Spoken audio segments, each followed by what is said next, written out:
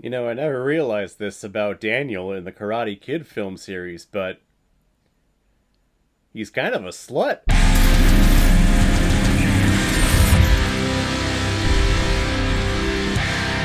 Karate Kid Part 3, released in 1989, and is directed by John G. Avildsen, who's also behind such films like The Karate Kid, The Karate Kid Part 2, and the Best Picture winning film Rocky 5. And if by Best Picture film I mean Worst Picture film, then that would be right. Ha! I'm funny. And this film is starring Ralph Macchio, Noriyuki Morita, Thomas Ian Griffith, Robin Lively, and Sean Kennan. And the reason why we're talking about the Karate Kid Part 3 today is because it was a PayPal recommendation and donation from a big contributor and supporter of this channel, David Klimov. Thank you very much for your support and your recommendation. You sent over this entire Karate Kid franchise in your bundle of recommendations, so checking out this entire franchise for the first time this week. This one, this is clear. Hey, we have this franchise, we're kind of in the middle of it, we really don't know what else to do, so let's have our character unlearn everything that he learned in the previous films so that he can relearn it again, so we can basically remake the first one that was just so great. That's the style that we get here. It's pretty lazy, and it led to a not great viewing experience, in my opinion, because it was just so frickin' annoying. But we'll talk about it here in a second. Thank you very much, David, for the recommendation. If anyone else out there also wants to be like David and help support me and contribute to this channel, you can select the QR code that is in the bottom left corner of your screen right now. Send over your donation of $5 or more with your movie recommendation, and if I have access to it, I will watch it, review it, and give you a little shout out, just like what I did with David here. After the intro scene in the Karate Kid Part 2, where Mr. Miyagi humiliated John Kreese, he visits his friend Terry Silver, who is a rich white businessman who knows a whole bunch of fighting styles, and comes up with the plan of destroying Daniel-san and Mr. Miyagi so that Kreese can get students again in his dojo and be the greatest dojo operator in the world. In the meantime, Daniel-san and Mr. Miyagi have returned from Japan and open up a bonsai tree business for themselves, but in standard fashion, Daniel-san starts being bullied again and pressured into re-entering the tournament to defend his title that he earned in the first movie. And I need to mention this at the start because it really bugged me. It really bugged me. Clearly, the writer of this film is not aware of how professional wrestling works. Professional wrestling is entertainment, like WWE, AEW, that stuff. That is entertaining when we see the babyface or the good guy chase the champion, the evil champion, or the heel in this case. And we like seeing the good guy, the babyface, overcome adversity, have to fight multiple people to get to said evil champion and then overthrow the evil champion. The entertainment is really in the chase. Once the babyface becomes the champion, it gets a little stale and it gets harder to make them interesting. So what tends to happen is the face's title reign is cut short and they put the title again on a heel and then the face has to chase the heel again. Well, in this movie, the champion is Daniel-san. He won the tournament last year and he comes up to Mr. Miyagi wanting him to sign the permission slip to have him compete in the tournament again, and he's like, hey, isn't this great news? The rules this year state that the champion only needs to compete in one match, the final match. Oh, so that way I can take it easy and just focus on that one match. And as an audience member, I'm thinking, oh, so you're being lazy.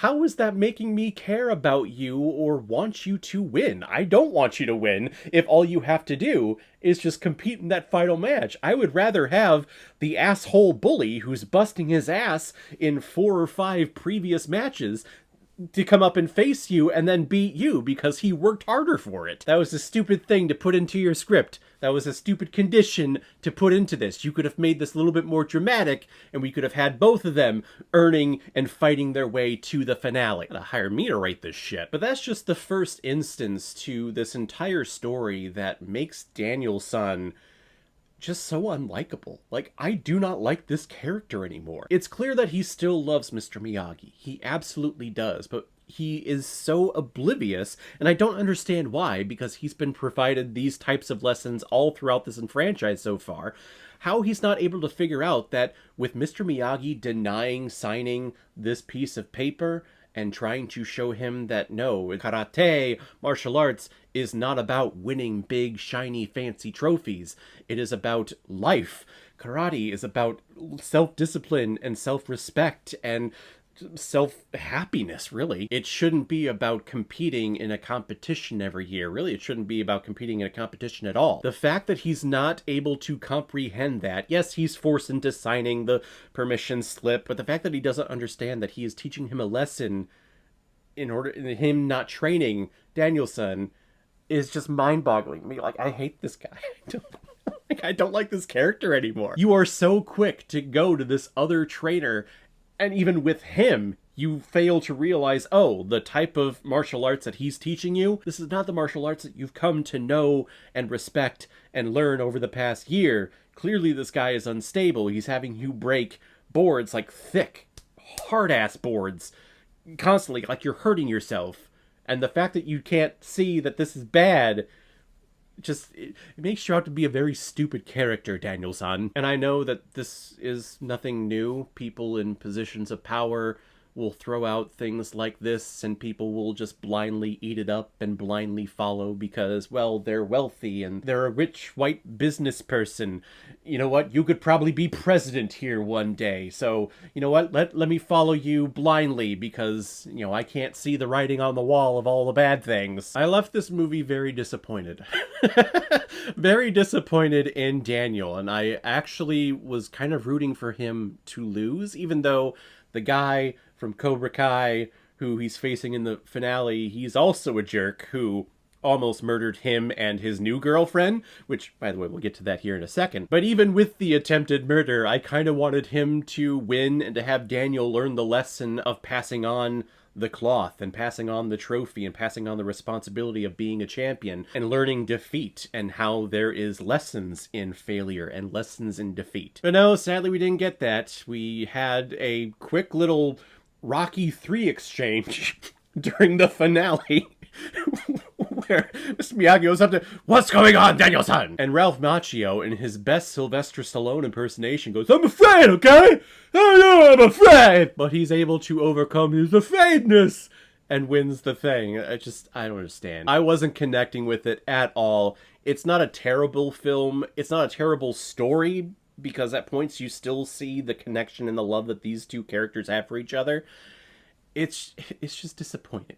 I'm not angry, I'm just disappointed. And I'm going to throw out the term again because this term is usually used for women who are promiscuous and have a lot of sexual partners, but it's never thrown at a man who has the exact same thing. For a man, it's societal norms that if they have a lot of sexual partners, that's a great thing, but society, how they determine it, women, if they have a lot, it's a bad thing. So I'm going to throw this term out, you know, for equality here. I'm going to throw this term out to Daniel and say that, you know what? He's a fucking slut. It's been 6 months since he lost his girlfriend from the first movie because she dumped him at prom for a football player, apparently, aka we didn't want to bring the actress back and pay her anymore. So he goes to Japan with Mr. Miyagi, gets a girlfriend there, and then is like, no, I'm going to go back to America, so this was just a nice little summer international fling. Comes back, immediately starts another relationship with the business person from across the street.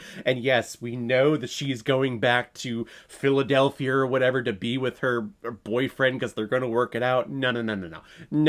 Daniel-san knows exactly what he is doing. He is putting out feelers and he's trying to convince her to stay and be his girlfriend. The dude's a fucking slut. You gotta slow the fuck down, Daniel-san. Overall, again, part 3 is very disappointing to what we got, especially from the first film, and also part 2, in my opinion. There's nothing substantial here, and it's annoying to see a character who had learned all the lessons before, but because we can't come up with anything original, we just make them unlearn the things so that we can have them relearn the things from the first movie and try to make this movie the first movie again, just a little different. It's sad. I hate it when a franchise does that. I'm gonna give the Karate Kid Part 3 2 out of 5 Blu-rays. I've had better. So guys, if you've seen the Karate Kid Part 3, what did you think about it? Or if you've never seen it before and you stumbled across it because of this video, then comment below and let me know what you thought about it. And as always, if you like what you see here, if you like my take on movies, then hit the subscribe button and make sure you hit that bell. See you the next time I release my next movie review. So guys, I will see you next time on the channel, but in the meantime, be well, be good to each other,